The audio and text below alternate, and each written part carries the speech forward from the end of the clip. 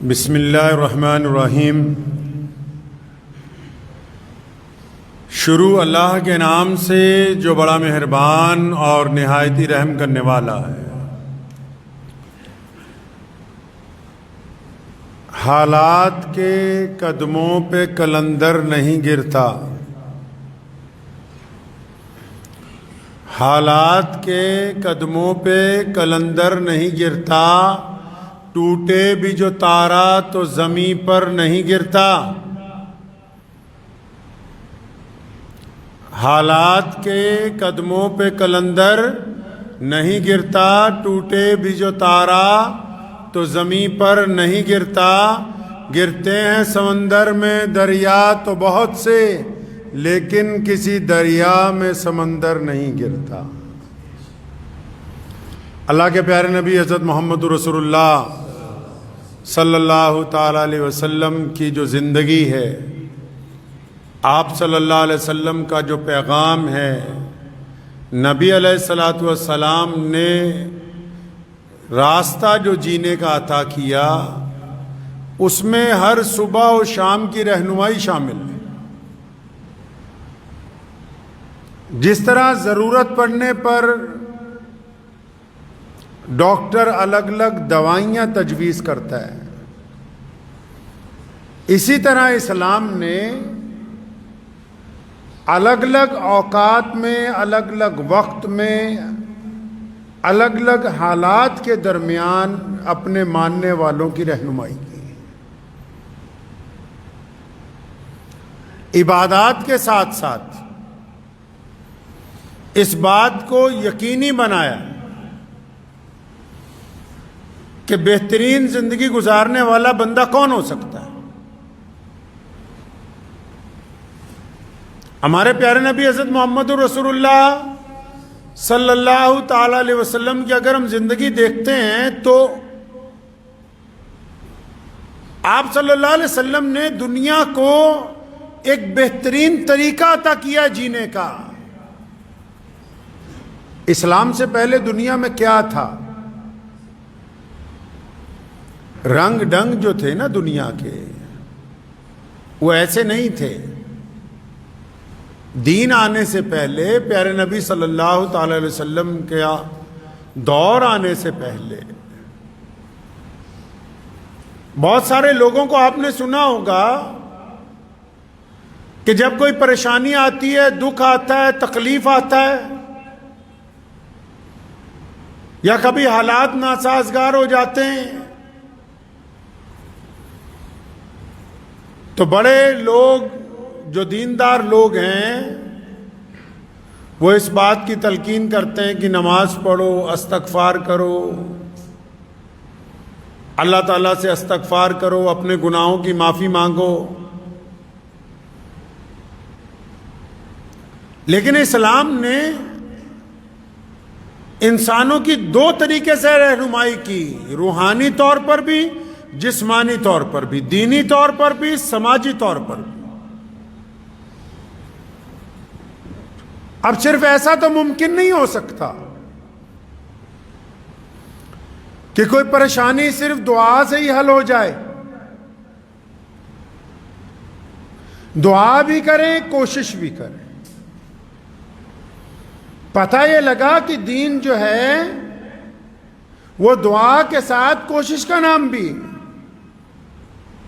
ایسے کیسے ممکن ہو سکتا ہے کہ ایک بندہ بیٹھا دعا کرتا رہے کہ یا اللہ مجھے پیاس لگی ہے، پانی پلا دو، تو دریا جو ہے اس کے گھر تک آ جائے؟ نہیں، وہ دعا کے ساتھ اس بات کی کوشش کرے کہ وہ اٹھ کے اس جگہ تک پہنچے جہاں سے اچھا، میٹھا، صاف ستھرا پانی میسر ہو سکتا ہے۔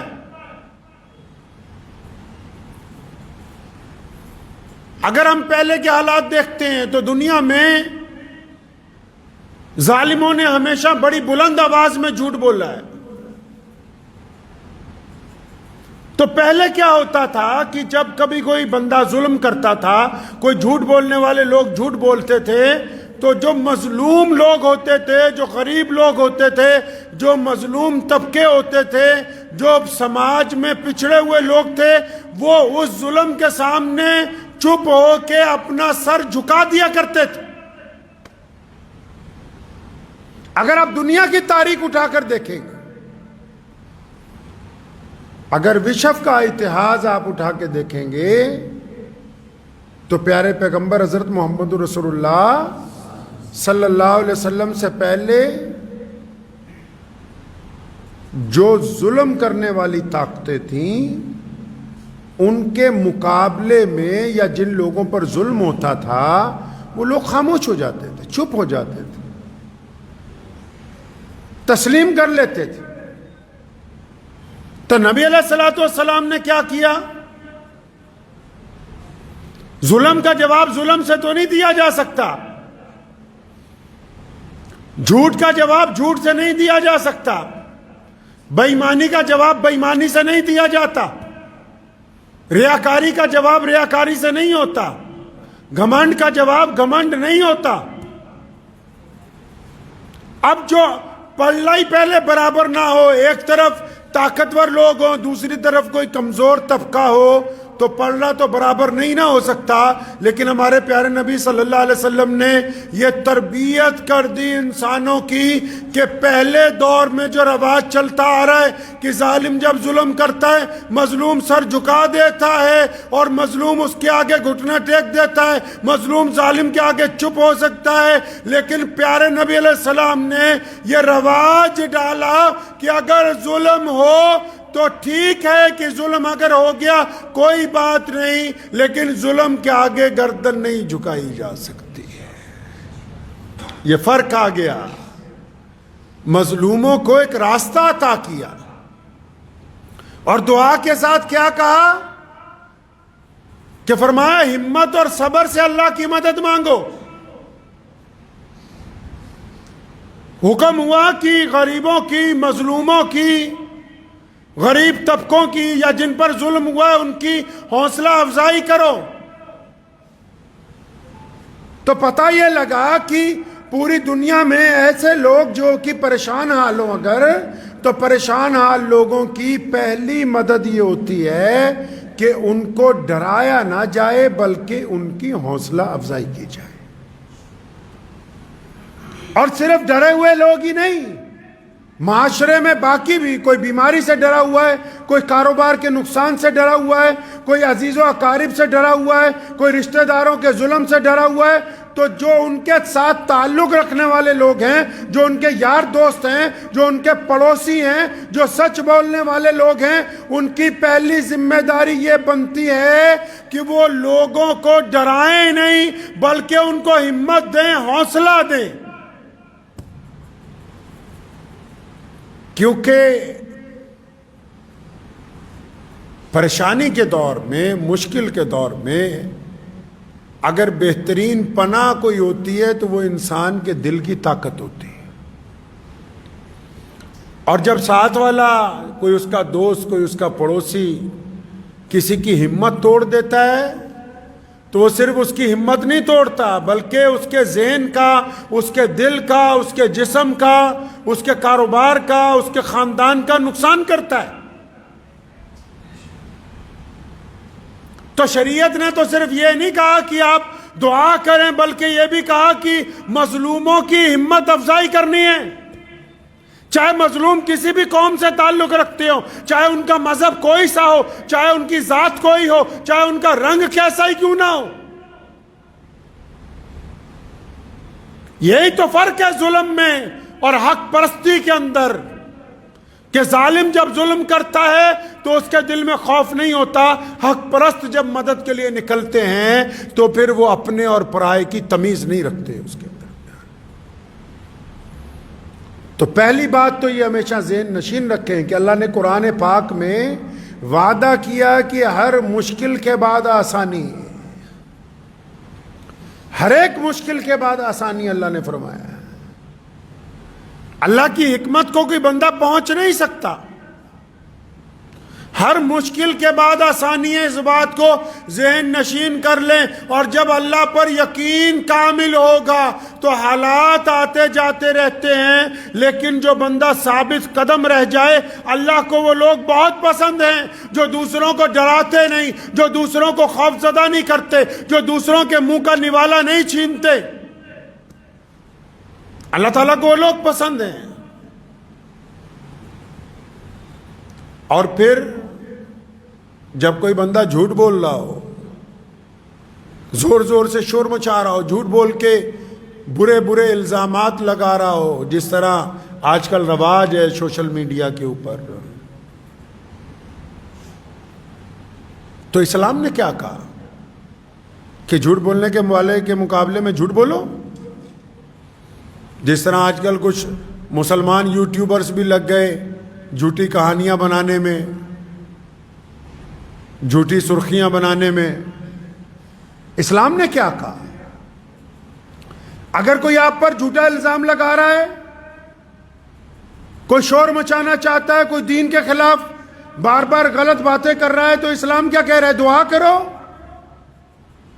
دعا کرو, اللہ سے مدد مانگو.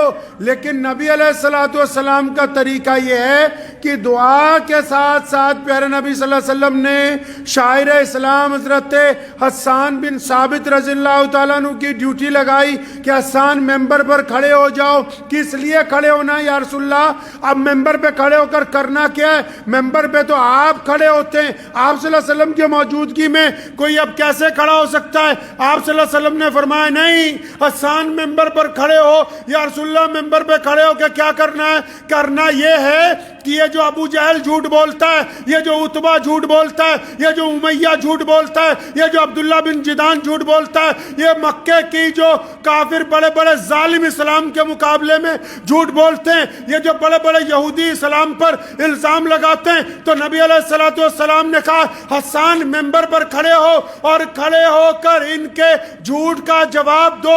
پتہ یہ لگا کہ اگر کبھی کوئی بندہ جھوٹے الزامات کا شور مچا رہا ہو, گرچہ ہماری آواز کم ہو, گرچہ ہمارے پاس وسائل تھوڑے ہوں, پھر بھی ان کے مقابلے میں سچ بولنا محمد الرسول اللہ کی سنت ہے. نعرہ تکبیر! نعرہ تکبیر! تکبیر نبوت! تکبیر نبوت! نعرہ تکبیر!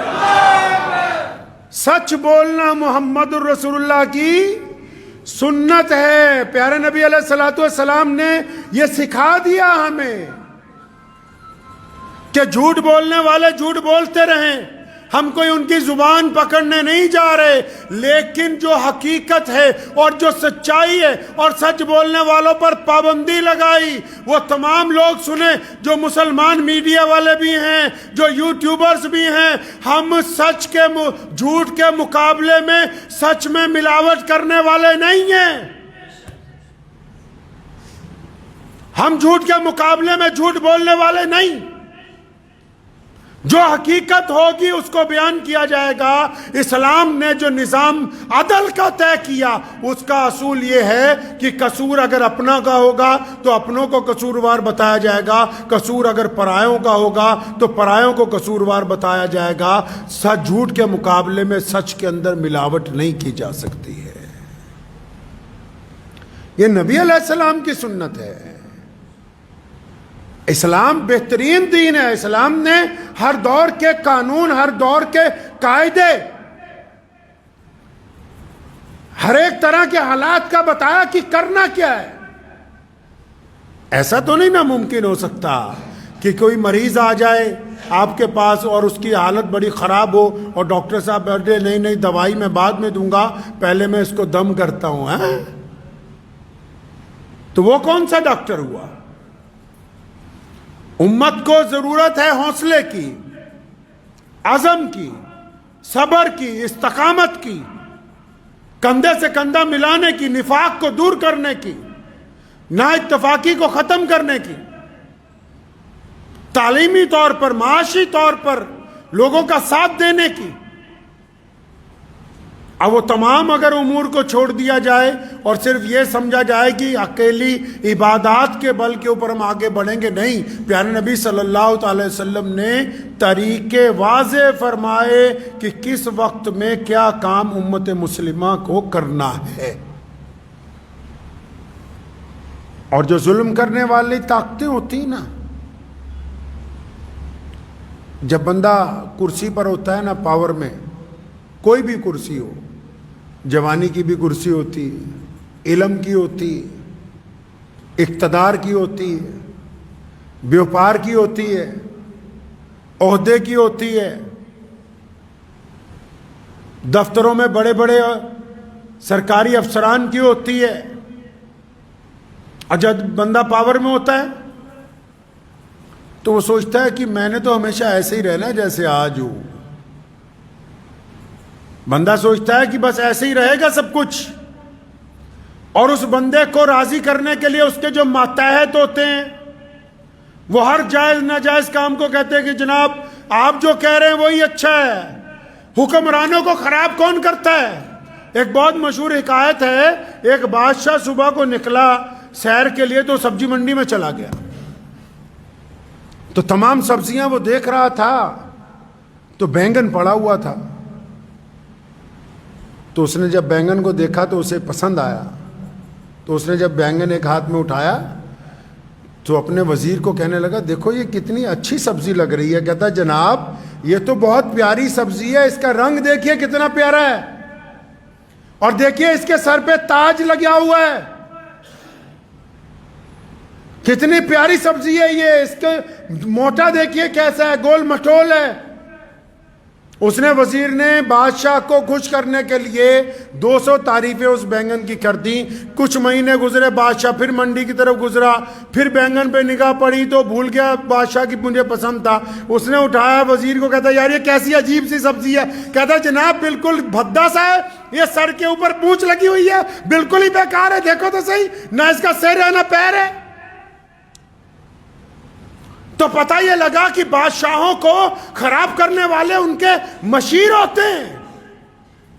اس ضمن میں ایک بڑا خوبصورت واقعہ صحابہ کرام رضی اللہ تعالیٰ اجمعین کی جماعت میں سے بھی نظر آتا ہے. جب سیدنا عثمان رضی اللہ تعالیٰ عنہ کے دور میں اور پھر سیدنا علی مرتضیٰ رضی اللہ تعالیٰ عنہ کے دور میں کئی جگہ بغاوتیں ہوئی نا, تو جو ان کے ہم اثر دوست تھے وہ گئے, انہوں نے جا کے کہا خلفائے راشدین سے, ان حضرات سے الگ الگ وقت میں, کہ ابو بکر اور عمر کے دور میں تو ایسے ایسے فتح ہوئی, آپ کے دور میں فلاں فلاں جگہ بغاوت ہوئی. بڑی خوبصورت بات مولا علی رضی اللہ تعالیٰ عنہ نے فرمائی تھی.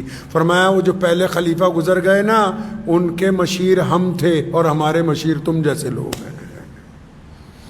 یعنی وہ جو ان کی فتوحات ہیں, سیدنا ابو بکر رضی اللہ تعالیٰ عنہ کی, عمر فاروق رضی اللہ تعالیٰ عنہ کی, عثمان ذوالنورین کی, وہ ساری مولا علی کرم اللہ وجہ کی تمام مشوروں کے اوپر ہیں, ان کی باتوں کے اوپر ہیں. کیونکہ جن کے پاس مشیر بڑے اعلیٰ ہوتے ہیں, جن کے ایڈوائزر بڑے اچھے ہوتے ہیں, ان بادشاہوں کا, ان حکمرانوں کا بڑا نام ہوتا ہے, اور جن کے مشیر خراب ہوتے ہیں ان کے حکمرانوں کا نام اچھا نہیں رہتا ہے. تو یہ ضروری نہیں ہے کہ ہم اقتدار میں جہاں بیٹھے ہیں, ہم سے پہلے پتہ نہیں کون بیٹھا ہوگا یہاں پر. اور جو لوگ ظلم کرتے ہیں, ظلم صرف بڑی بڑی حکومتیں ہی نہیں, جو گھروں میں بھی ظلم کرتے ہیں, جو کاروبار میں ظلم کرتے ہیں, جو مزدوروں پہ ظلم کرتے ہیں, جو ناجائز کسی کو تنگ کرتے ہیں, وہ جب ظلم کرتا ہے نا بندہ, وہ سوچتا ہے بس میں ہی ہوں, آگے پیچھے تو کوئی ہے نہیں, سارے لوگ میرے ساتھ ہیں. تو پھر آج کل تو یوٹیوب کا دور ہے نا, نکالیے گا بہت سارے واقعات ایسے ملتے ہیں. ابھی بنگال میں ایک کوٹھی کا دروازہ توڑ کے ایک آدمی کو باہر نکالا, تو اس کوٹھی کے اندر گئے تو ایک بیڈ روم میں اس کے باپ کا پنجر پڑا ہوا تھا, ایک بیڈ روم میں ماں کا, ایک جگہ بہنوں کا. اربوں پتی لوگ تھے, لیکن دماغ میں پتہ نہیں کیا بات آئی, دروازہ گھر کا بند کر لیا, 7-8 سال کھولا ہی نہیں, بس باہر سے کھڑکی میں سے سامان منگاتے تھے, ملازم سے پکڑ لیتے تھے. پڑھا لکھے لوگ سارے. ایسا کیسے ہو گیا؟ یہ کیوں کر ممکن ہے؟ یہاں بھی کئی واقعات ہیں بڑے بڑے شہروں میں. آپ ابھی کہیں جاؤ گے, بڑی بڑی پرانے دور کی بڑے بڑے محل, بڑی بڑی حویلیاں کھنڈر بنی ہوئی ہیں. کیا بات ہو گئی؟ کہاں چلے گئے ان میں رہنے والے لوگ جو کہتے تھے ہمارے مقابلے میں کوئی عالم نہیں ہے, ہمارے مقابلے میں کوئی کاروباری نہیں ہے, ہمارے مقابلے میں کوئی سرمایہ دار نہیں ہے, ہم سے بڑا کوئی چودھری نہیں ہے. کہاں گئے؟ کیا ہوا؟ پیارے نبی حضرت محمد رسول اللہ صلی اللہ علیہ وسلم کی اگر تعلیمات کو پڑھتے ہیں تو نبی علیہ السلام نے اس کی وجہ بیان کی. یہاں محالی میں ایک کوٹھی کو توڑ کے ابھی ایک صاحب کو باہر نکالا. دونوں بھائی بہن، والد والدہ، سارے کے سارے بڑے بڑے افسر ریٹائر ہوئے اور گندگی میں رہ رہے ہیں. کوٹھی بھی کروڑوں روپے کی. وہ جو سوسائٹیاں انسانوں کو سنبھالتی ہیں جن کے دماغ چل جاتے ہیں، انہوں نے دروازے توڑ کے بڑی مشکل سے نکالا.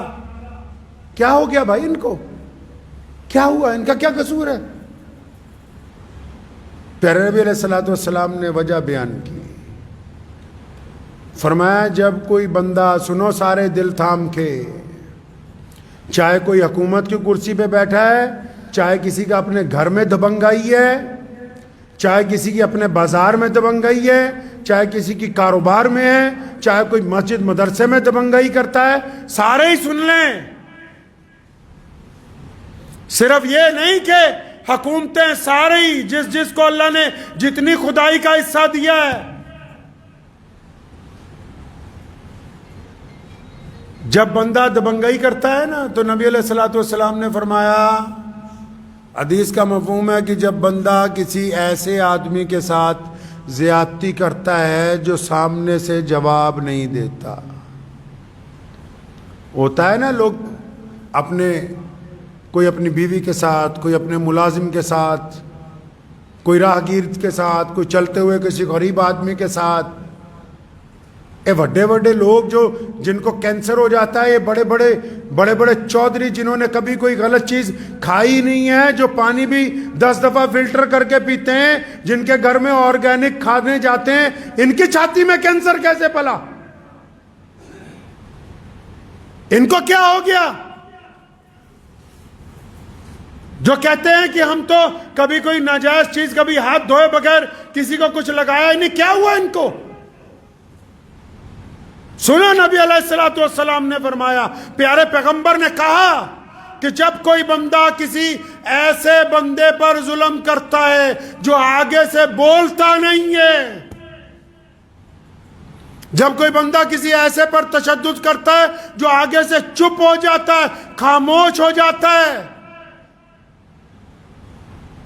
آگے سے کوئی بولتا ہی نہیں، چاہے وہ بیوی ہو، چاہے وہ پڑوسی ہو، چاہے وہ دیندار لوگ ہوں، چاہے وہ بددین لوگ ہوں، چاہے وہ مسلمان ہو، چاہے وہ غیر مسلم ہو.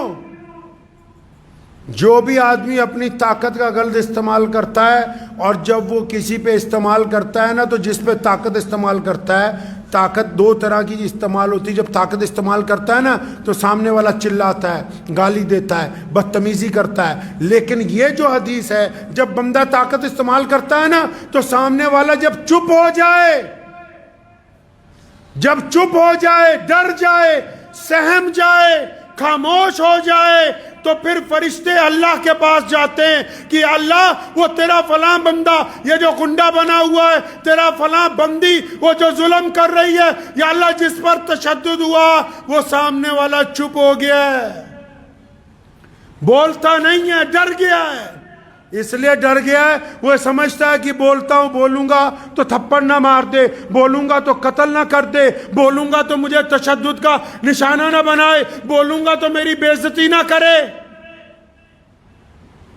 جب گنڈا بندہ دبنگائی کرتا ہے نا کسی ایسے بندے پر جو اتنا مظلوم ہوتا ہے، اتنا وقت کا مارا ہوا ہوتا ہے نا، چپ ہی ہو جاتا ہے، بالکل خاموش ہو جاتا ہے نا، فرشتے حق تعالیٰ کو کہتے ہیں کہ الہی، اے رب العالمین، تیرا فلاں بندہ تو بالکل چپ ہو گیا، بالکل خاموش ہو گیا، ڈر گیا.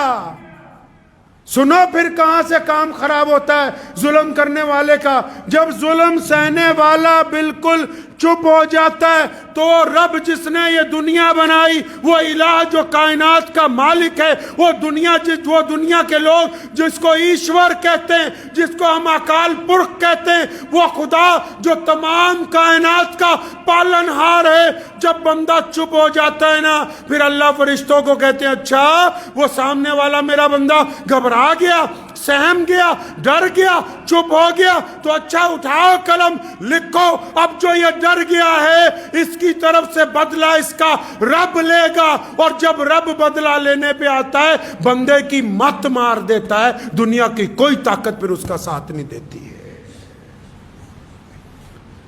इंसान की मत मार देता है खुदा, फिर चंगे चंगी कोठियां वीरान हो जाती हैं, कारोबार उजड़ जाते हैं, जवानियां बर्बाद हो जाती हैं, जिस्म में रोग पैदा हो जाते हैं। ये ऐसे नहीं होते, ये जुल्म की वजह से होते हैं, ये नाक सताने की वजह से होते हैं, किसी का नाक माल दबाने की वजह से होते हैं, किसी की नाक जायदाद पे कब्जे की वजह से होते हैं। ये क्या समझता है कि मैंने तो कोई गलत चीज खाई नहीं, मैं कैसे बीमार हो गया?